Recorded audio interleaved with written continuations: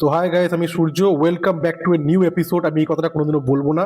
আমি সবসময় ফিল্ড ওয়ার্কই দেখাতে পছন্দ করি, কিন্তু এই ইদানিং সময় আমি এরকম টাইপের ভিডিও বানাচ্ছি, তার নির্দিষ্ট কোনো কারণ রয়েছে। আজকে একটা টপিক নিয়ে কথা বলবো বলেই আমি আসলাম, সেটা হচ্ছে সুসাইড বা আত্মহত্যা।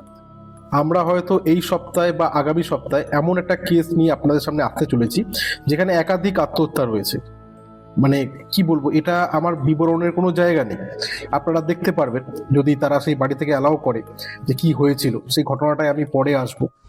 আজকে এই টপিকটা আলোচনা করার একটা পার্টিকুলার কারণ হচ্ছে যে এই আত্মহত্যা কেন হয়, আত্মহত্যা হওয়ার আগে কি হয়।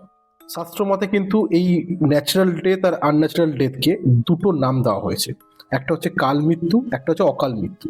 যারা নিজের জীবনচক্র আয়ু সম্পূর্ণভাবে কমপ্লিট করে মারা যাচ্ছেন, তারা পড়ে যাচ্ছে পুরোপুরি কাল মৃত্যুর আন্ডারে। আর যারা মনে করুন নিজের জীবনকে মাঝপথে থামিয়ে দিচ্ছে, যারা নিজের ইচ্ছার বিরুদ্ধে গিয়ে তারা আত্মাকে হনন করছে বা আত্মহত্যা করছে, তারা কিন্তু পড়ে যাচ্ছে অকাল মৃত্যুর আওতায়। অকাল মৃত্যু মানেই কিন্তু যে সে প্রেতজনী, এটা নয়। প্রেতজনী কারা কারা এর মধ্যে প্রাপ্তি পাচ্ছে, যাদের মধ্যে মোহ, মায়া, রাগ, অভিমান, অহংকার প্রচুর পরিমাণে ছিল, প্রচুর পরিমাণে তার ইচ্ছা ছিল কারোর প্রতি বা কোনো জিনিসের প্রতি আকর্ষণ ছিল, যেই কারণের জন্য আত্মার মুক্তির গতিপথে কিন্তু বাধা হয়ে দাঁড়াচ্ছে। ধরুন কারুর রাস্তায় অ্যাক্সিডেন্টাল ডেথ হয়ে গেল বা কেউ বাড়িতে মারা গেল, তো যেখানে তার মৃত্যু হচ্ছে, তার স্পিরিট বা আত্মা যেটাই বলুন আপনারা, সেখানে কিন্তু দীর্ঘ সময় অবধি থাকে। সেই রাস্তা, সেই মোড়, সেই আশেপাশে কিন্তু সেই তার স্পিরিট বিরাজমান থাকে। কেউ যদি বাড়িতে মারা যায়, বাড়িতে আত্মহত্যা করে, তো সেই ক্ষেত্রে তার স্পিরিট কিন্তু দীর্ঘ সময় অবধি বাড়িতে থাকে। তার নাম ধরে ডাক বাড়ির লোকের, তার নাম ধরে কান্নাকাটি সব কিছু সে দেখতে পায়। ইভেন মানুষ মৃত্যুর পরই রিয়েলাইজ করে যে তার সেটা কত বড় ভুল ছিল। কারণ শাস্ত্র মতে যেটা বলা হয়েছে যে প্রেতজনী হচ্ছে সব থেকে কঠিনতম স্থান। মৃত্যুর পর যারা যারা প্রেতজনী প্রাপ্তি পেয়েছে, সেটা সবচেয়ে কষ্টকর জায়গা, সবচেয়ে কঠিনতম স্থান।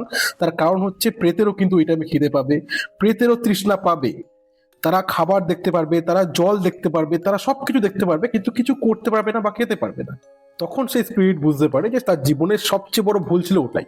তখন সে রিগ্রেট ফিল করতে আরম্ভ করে। তখন সে চেষ্টা করে যে সেই বডিতে আবার এন্টার করার জন্য, কিন্তু সেটা তো আর পসিবল নয়। একবার শরীর থেকে আত্মা, ধনুক থেকে তীর আর টুথপেস্ট থেকে মাজন বেরিয়ে যাওয়ার পর সেটা আর ফেরত আসে না। তো সেই ক্ষেত্রে তাদের বাড়ির লোকদের অনেক গুরুত্বপূর্ণ ভূমিকা পালন করতে হয়। লাইক পিণ্ডদান করা, তার যেসব নিয়ম মেনে, যেসব বিধি মেনে যেসব কাজকর্মগুলো করলে যাই সেই স্পিরিট বা আত্মার মুক্তির গতিপথ সহজ হবে, সুলভ হবে, সেগুলো তখন তাদের করতে হয়। এবার আসছে কিছু সাইকোলজিক্যাল ফ্যাক্টসে। যারা মনে করুন বলছে যে হিট অফ দ্য মোমেন্টে সুসাইড করে নিয়েছে, না, হিট অফ দ্য মোমেন্টে সুসাইড হয় না। যারা মনে করুন সুসাইড করার প্রবণতা রাখে মনের মধ্যে, সুসাইড করার জন্য কিন্তু অনেক হিম্মত দরকার থাকে। যারা সুসাইড করার প্রবণতা মনের মধ্যে রাখে, তারা কিন্তু 72 ঘন্টা আগে থেকে চিন্তা করতে শুরু করে দেয় তারা মরবে, কিভাবে মরবে, কি করবে। তাদের মাথায় একটা অলরেডি প্রিপেয়ার প্ল্যানিং চলতে আরম্ভ করে। কেউ যদি বলে না আমি হিট অফ দ্য মোমেন্টে, আমি শুনেছি যে হিট অফ দ্য মোমেন্টে সে সুসাইড করে নিয়েছেন, না, সে 72 ঘন্টা আগে প্ল্যান করে নিয়েছে যে সে কিভাবে মরবে।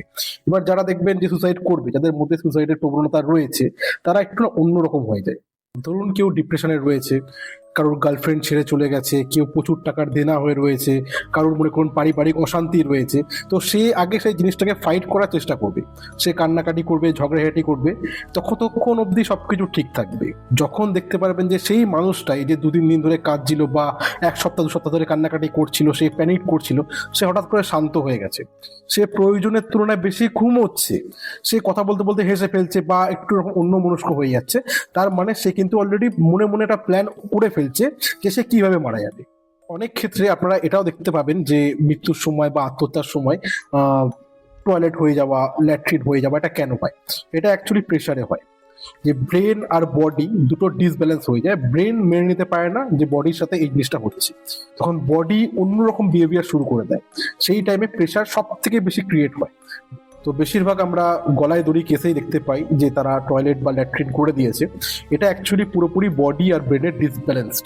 সেই ক্ষেত্রে একটা প্রেশার ক্রিয়েট হয়, তখন মানুষের রিগ্রেট একটা ফিল হতে আরম্ভ করে যে আমি ভুল করছি, এটা আমার করা উচিত ছিল। সব শেষে আমি এটাই বলবো যে কারোর এরকম যদি প্রবণতা আসে যে আমার জন্য সব রাস্তা বন্ধ হয়ে গেছে, আমার জন্য সব কিছু আর মানে আমার জীবন পুরোপুরি শেষ, কোনোদিনও কোনো কিছু শেষ হয় না।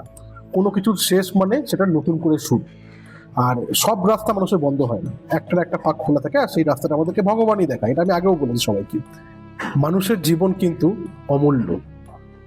88,000 জনির পর মানুষ জন্ম মানুষ পায়। কখনো যদি কোনো রকম কোনো বাজে খেয়ালাত বা বাজে চিন্তাধারা আসে, তাহলে কথা বলুন এমন কারোর সাথে যে আপনাকে এই বিষয়ে হেল্প করতে পারবে। এমন কারোর সাথে কথা বলুন যে আপনার উইক পয়েন্ট নিয়ে কথা বলবে না। শিলাজিতের একটা গান রয়েছে, আমার গানটা বারবার মনে পড়ছে, যে জীবন রে জীবন ছাইরে যাস নে মোরে। ও জীবন ছাড়িয়া যাস নে মোরে, তুই জীবন ছাড়িয়া গেলে মাইনসে কইবে মোরা জীবন রে।